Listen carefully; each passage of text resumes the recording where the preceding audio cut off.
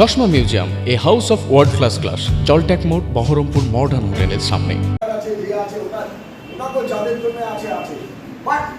এই যে পার্মানেন্টলি তোমাদের এই যে নিজেদের কিছু করে নেওয়া, তোমাদের মধ্যে শোনো, আমাদের আইকিউ ভ্যালু যতই আমি মানি, আমাদের যে বলে মেয়েটা খুব ব্রিলিয়েন্ট, ছেলেটা ব্রিলিয়েন্সি সব জায়গা সব। আমাদেরকে ব্যাংক ম্যানেজার হঠাৎ করে ফোন করবে যে আপনার অ্যাকাউন্টটা সিজ হয়ে গেছে, আপনার অ্যাকাউন্টটা ফ্রিজ হয়ে গেছে।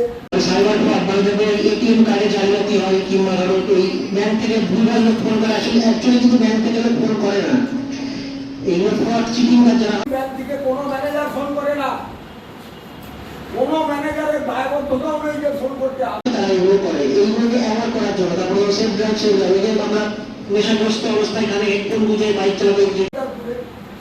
আর যে কথা তোমাকে, যার সাথে যে তোমাকে কল করবে যে আপনার অমুক হয়ে যায় অত্যাধিক স্পিডে, মানে দেখে মনে হয় ঝড় গেল আর কি আমাদের সামনে দিয়ে, আসলে কিন্তু বাইকেই চেপে এসে লোকটা দেখে মনে হয় ঝড় গেল একটা সামনে দিয়ে। এই এসেছি তোমাদের কাছে, এসেছি শুধু একটু সচেতনতার পাঠ পড়াতে, অন্য কোনো উদ্দেশ্য আমাদের নেই।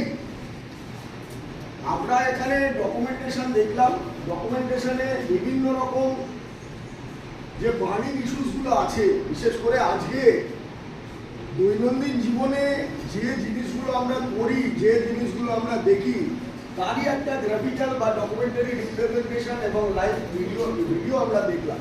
লাইভ বলবো না, সবই রেকর্ডেড।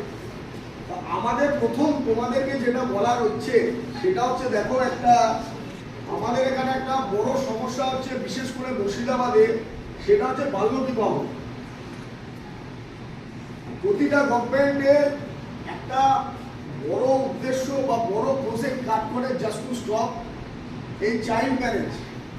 চাইল্ড ম্যারেজটা আমরা শুনি, বাস্তব কথায় মনে হয় যে তারা তোমার স্ট্যান্ডার্ডে, তারা একটা রেপুটেড ফ্যামিলি থেকে বিলং করে, তাদের যে জীবিকা আছে, যে সমস্ত জিনিস আছে, সেইটা একটা ফ্যামিলি এখনো তোমাদের সে বয়স হয়নি, আমি ওই একদম পেনাল্টিতে যাচ্ছি না, তবুও বলবো এগুলোকে তোমাদের রিথিঙ্কিং করানোর জন্য। আমাদের সরকারিভাবে একটা স্লোগান আছে, মেয়ের বয়স 18, ছেলের বয়স 21। এই 21 বছর আর 18 বছরের বিফোর 18 and 21 কোনো রকম বিবাহকে অবৈধ বলা হয়। কেন?